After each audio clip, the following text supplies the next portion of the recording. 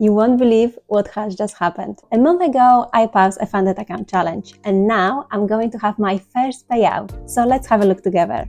I just logged my funded account, and as you can see, my balance is $50,000. Guess how much am I going to request payout? So let's have a look.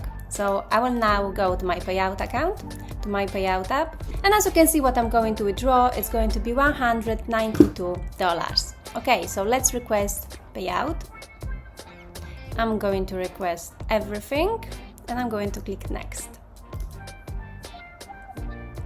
Okay, I'm going to select method, and I would like to request with Rise. Okay, I'm going to press submit. Now I'm going to log to my email address and then confirm the code that they have sent to me. So bear with me.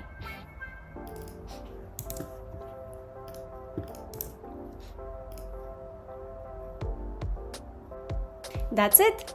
Now I'm going to wait 24 hours to receive my payout. And the next time when I'm going to see me, I'm going to show my trades.